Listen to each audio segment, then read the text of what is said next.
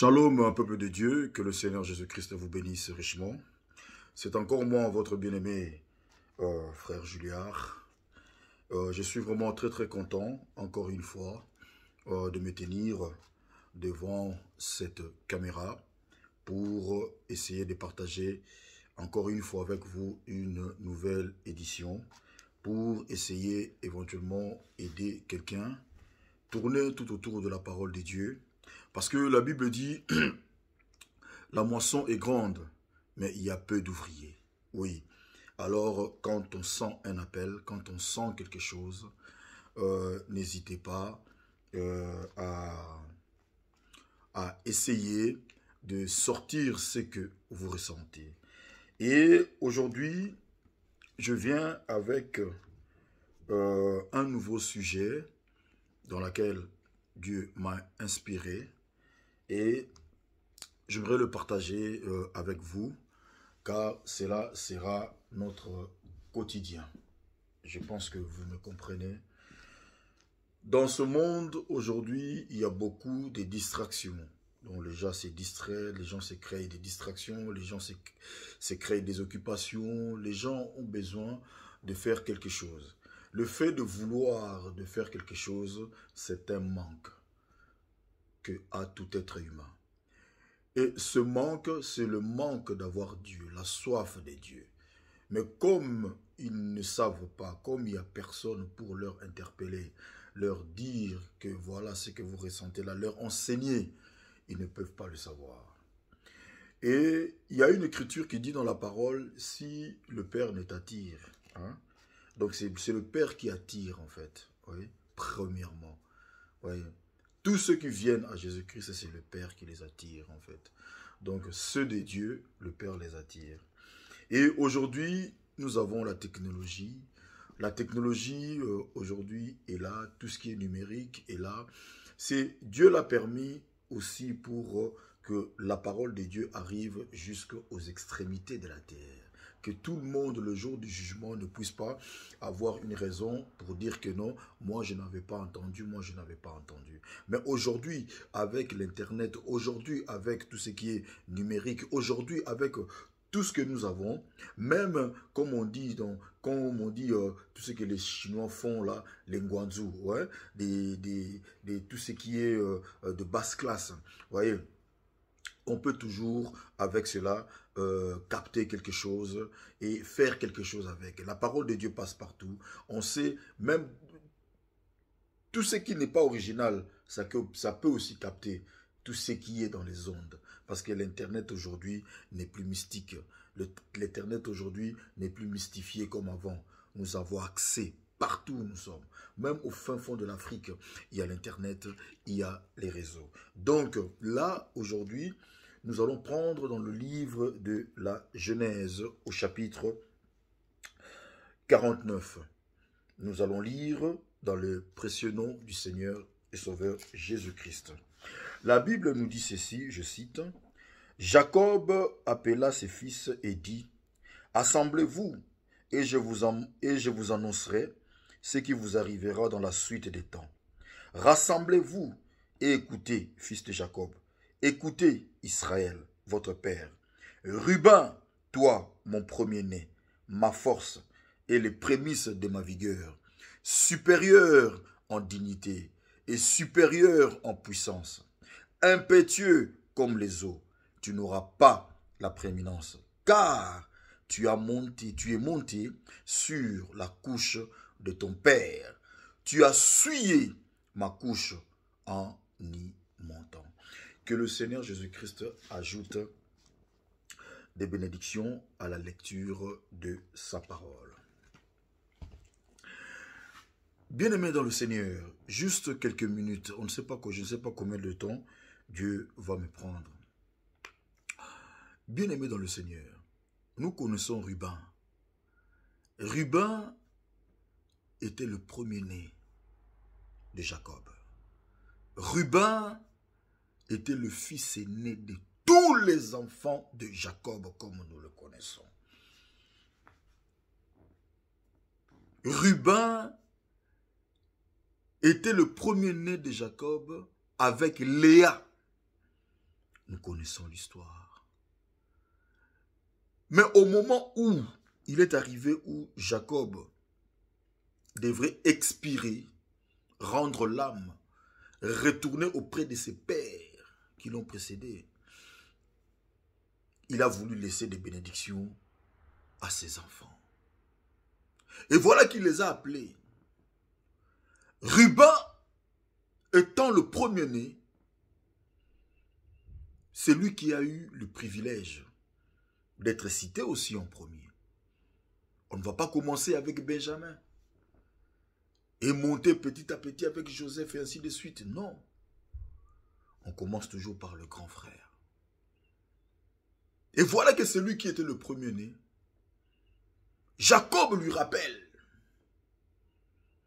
tu es le fruit de ma force. Tu es le fruit de ma puissance. Tu es le fruit de ma jeunesse. Tu es le fruit de ma vigueur. Quand toi tu es sorti, tu es le premier à sortir quelque chose de moi. Tu es le premier à faire que je devienne faible.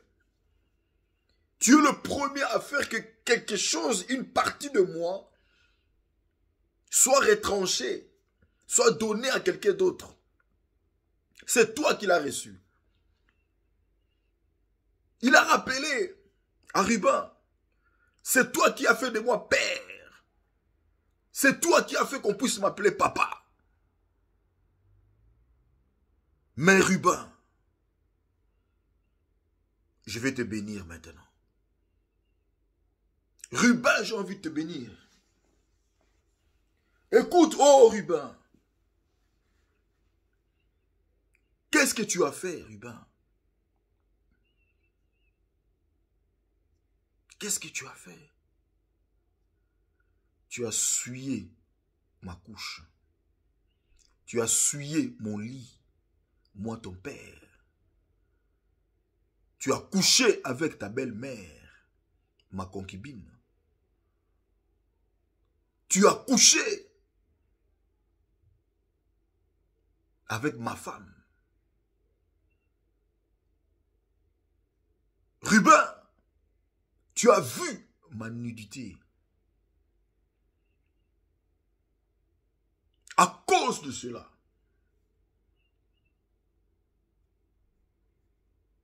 je te ôte la prééminence.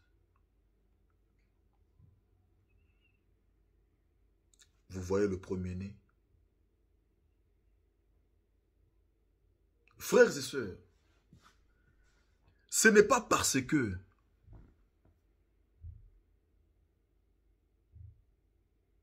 tu as eu en premier, tu es arrivé le premier. Ce n'est pas parce que tu as commencé la chose. Rien ne te dit que c'est toi qui vas la finir. Rien ne te dit que l'avenir ne te réserve pas de surprises. Pourquoi tu veux te faire grand au lieu de te faire petit? Parce que le lendemain ne t'appartient pas. Ce n'est pas parce que tu es riche aujourd'hui et tu es censé soulever tes épaules, bomber ton torse. Ce n'est pas parce que tu es né d'une famille riche et tu as le droit d'être méprisant. Ce n'est pas parce que tu possèdes.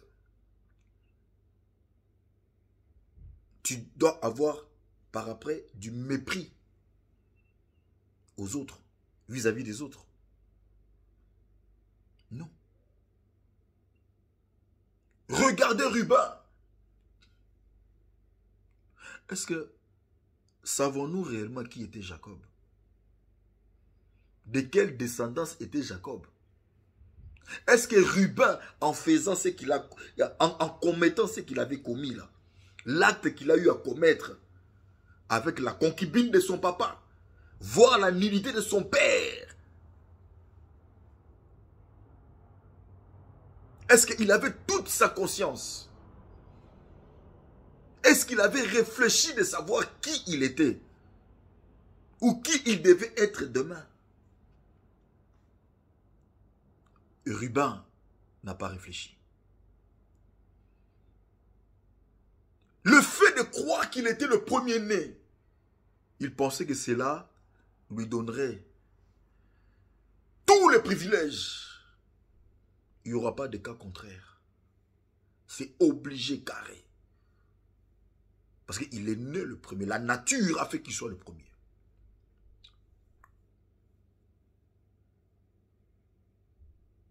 C'est que nous les hommes, nous appelons premier-né. Est-ce que c'est ça l'entendement de Dieu? Dieu aussi l'entend ainsi. Le premier-né là, le premier-né.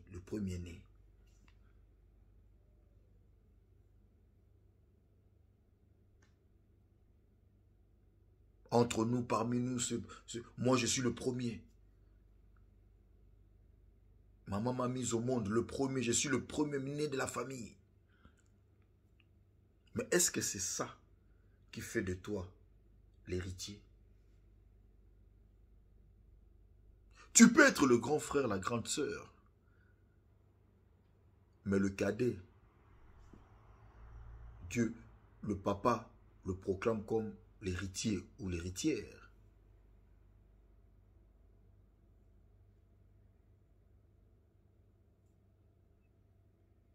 Ruben ne comprenait pas. Ruben n'avait pas réfléchi. Ruben était sûr. Il était sûr. Advienne que pourra. Je suis le premier-né. C'est moi qui hériterai de toutes les bénédictions. Tous mes frères et sœurs seront mon marchepied. Frère, vous ne vous êtes pas posé la question.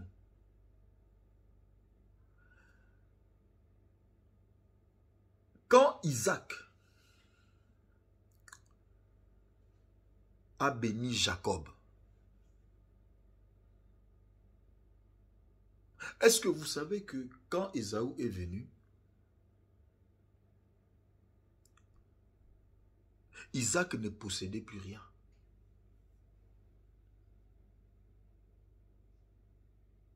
Mais le fait que Isaac ne puisse rien posséder, est-ce que Isaac était obligé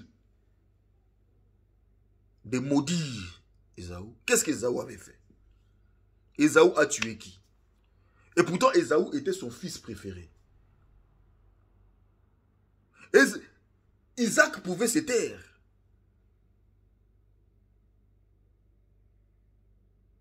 Mais regarde toute la malédiction qu'il a sortie, qu'il a proclamée au sujet d'Ésaü. Et pourtant, c'était le fils qu'il aimait beaucoup. Ésaü prenait soin de son père.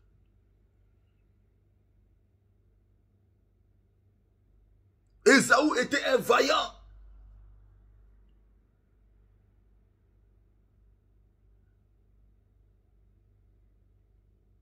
Mais est-ce que Isaac était obligé de sortir toutes ces mauvaises paroles sur Ésaü? Mais Ésaü était le premier-né.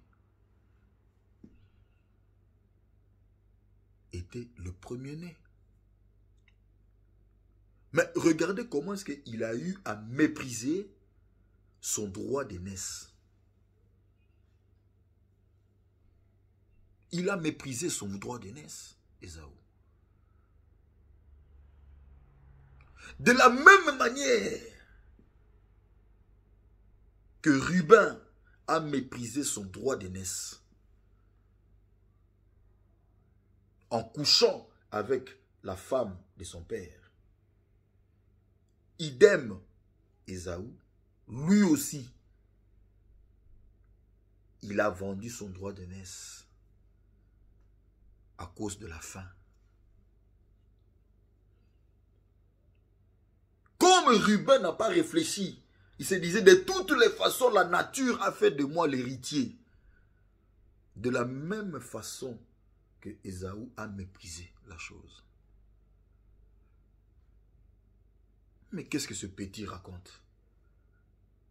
Comment moi je peux lui vendre le droit de naissance? C'est impossible si c'est possible.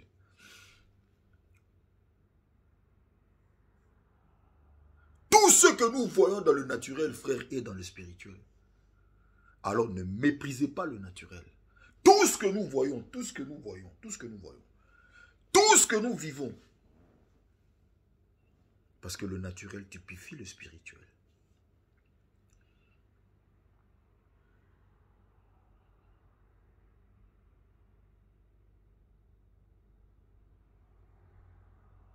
Un fils de Dieu, il doit être spirituel. Quand les autres regardent, quand les autres voient, lui, il voit autre chose. Quand lui, il regarde, il voit autre chose. Un fils de Dieu est toujours incompris. Pourquoi? Parce que la vision que Dieu lui a donnée, c'est une vision céleste. C'est une vision qui est un appel dans son cœur.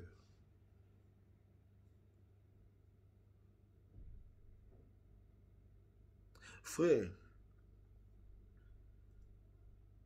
Abel, il avait cette vision céleste.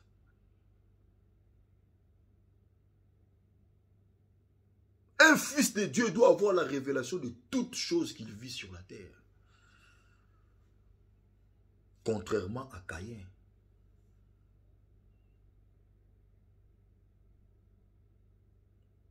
Qu'est-ce que Caïn vivait? Il voyait la beauté de la nature et il s'est limité là. Quand lui, il voyait la beauté de la nature, Abel voyait le gâchis. Le gâchis. Ce qui s'était passé ce jour-là dans le jardin d'Éden. Sa mère et le serpent. Lui, il voyait ça. Est-ce que vous pensez que vraiment Adam et Ève n'ont pas raconté à leurs enfants ce qui s'était passé?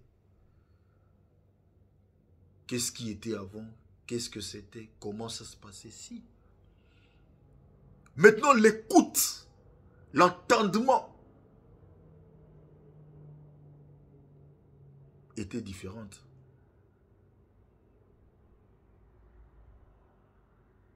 L'entendement d'Abel était spirituel.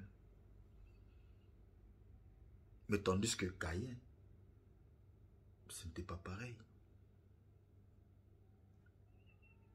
Voilà un autre. Lui aussi, il n'a pas compris.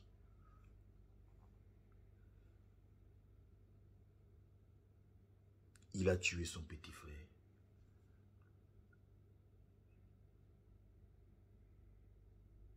Frère de lien de la maman.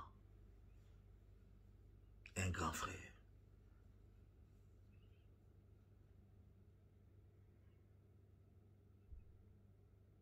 Mais nous voyons Jésus-Christ, le premier-né de tous les humains.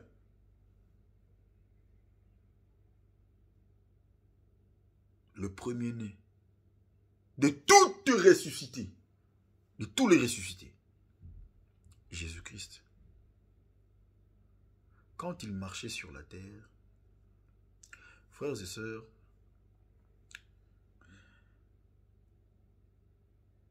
il avait une vision. Sa vision était la parole de Dieu. C'est la vision que Abel avait. Il faisait attention à tout ce qu'il faisait. La question, elle est individuelle. Toi, tu regardes ce que l'autre va faire. Ça ne se passe pas comme ça. Le premier-né d'entre les morts, le ressuscité, lui, il a dit, pourquoi vous me cherchez? Ne savez-vous pas que je dois m'occuper des affaires de mon père? Il avait quel âge quand il a dit ça à ses parents? Cherchez d'abord le royaume des cieux.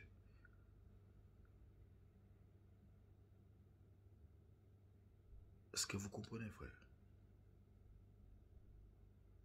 C'est quoi notre droit de naissance aujourd'hui? Notre droit de naissance aujourd'hui, c'est d'aller au ciel. C'est l'enlèvement. C'est le baptême du Saint-Esprit. Et c'est de vivre éternellement. Si tu perds ça, c'en est fini de toi.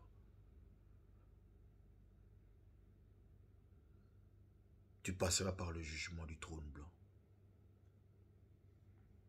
Si tu rates l'enlèvement consciemment.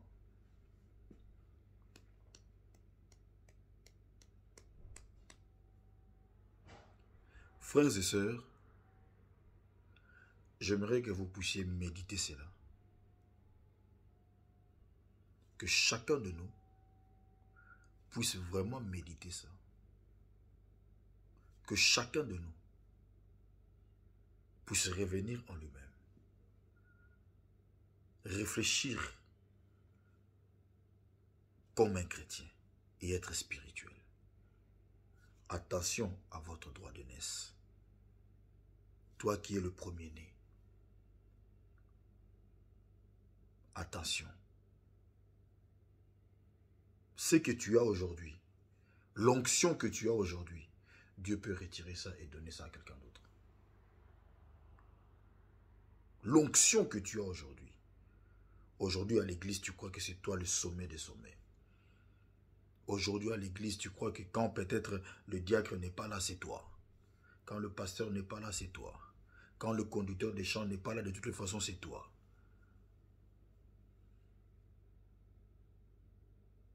Quand tel office, il n'y a personne, toi tu es là. Aujourd'hui c'est toi, aujourd'hui c'est toi. Mais fais attention, Dieu peut ôter cela si tu ne mènes une bonne vie. C'est très important, frère. Ruben n'a pas été béni. Son père l'a maudit. Parce qu'il a vu la nudité de son père.